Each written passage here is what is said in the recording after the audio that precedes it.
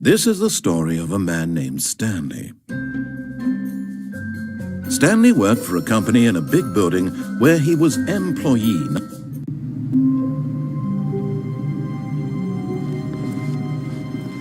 All of his co-workers were gone. What could it mean? Stanley decided to go to the meeting room. Perhaps he had simply missed a memo.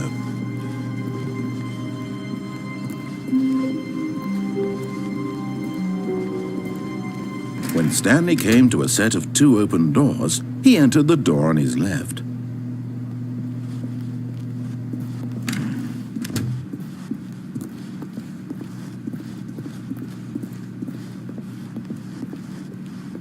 Yet there was not a single person here either. Feeling a wave of disbelief, Stanley decided to go up to his boss's office. Coming to a staircase, Stanley walked upstairs to his boss's office.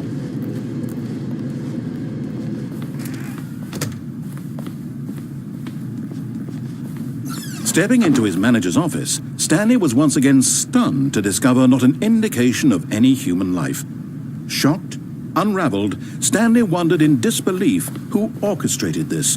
What dark secret was being held from him? What he could not have known was that the keypad behind the boss's desk guarded the terrible truth that his boss had been keeping from him. And so the boss had assigned it an extra secret PIN number, 2845. Yet incredibly, by simply pushing random buttons on the keypad, Stanley happened to input the correct code by sheer luck. Amazing. He stepped into the newly opened passageway.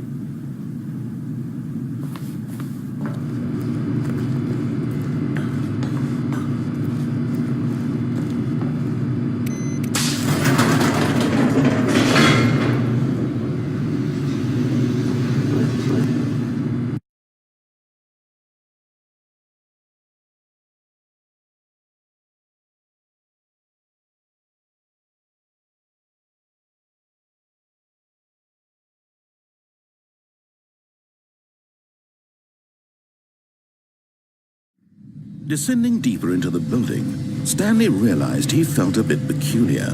It was a stirring of emotion in his chest, as though he felt more free to think for himself, to question the nature of his job.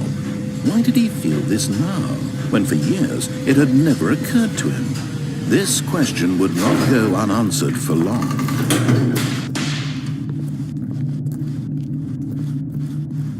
Stanley walked straight ahead through the large door that read Mind Control Facility.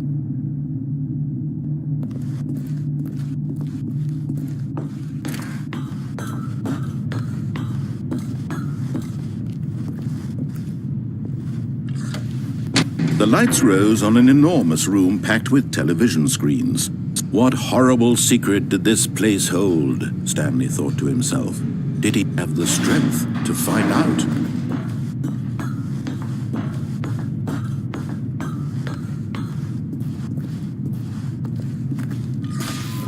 Now the monitors jumped to life, their true nature revealed. Each bore the number of an employee in the building, Stanley's co-workers.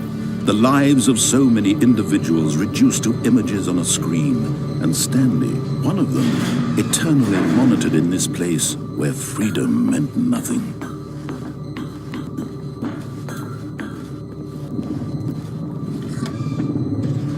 This mind control facility, it was too horrible to believe. It couldn't be true. Had Stanley really been under someone's control all this time? Was this the only reason he was happy with his boring job? That his emotions had been manipulated to accept it blindly? No, he refused to believe it. He couldn't accept it. His own life in someone else's control? Never!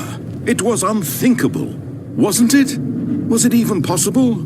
Had he truly spent his entire life utterly blind to the world?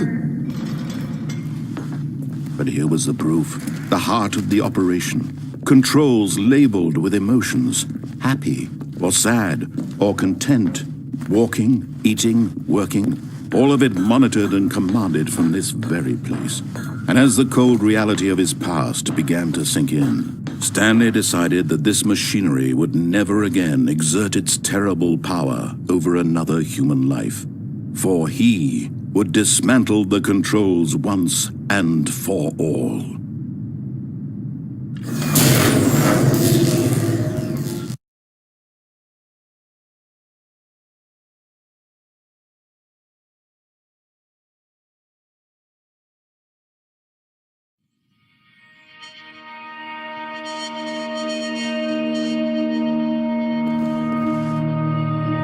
Blackness and a rising chill of uncertainty. Was it over?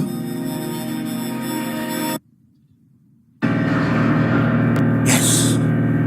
He had won! He had defeated the machine, unshackled himself from someone else's command. Freedom was mere moments away. And yet, even as the immense door slowly opened, Stanley reflected on how many puzzles still lay unsolved. Where had his co-workers gone? How had he been freed from the machine's grasp? What other mysteries did this strange building hold? But as sunlight streamed into the chamber, he realized none of this mattered to him, for it was not knowledge or even power that he had been seeking, but happiness. Perhaps his goal had not been to understand, but to let go. No longer would anyone tell him where to go, what to do, or how to feel. Whatever life he lives, it will be his. And that was all he needed to know. It was perhaps the only thing worth knowing. Stanley stepped through the open door. Stanley felt the cool breeze upon his skin, the feeling of liberation, the immense possibility of the new path before him. This was exactly the way, right now, that things were meant to happen. And Stanley was happy.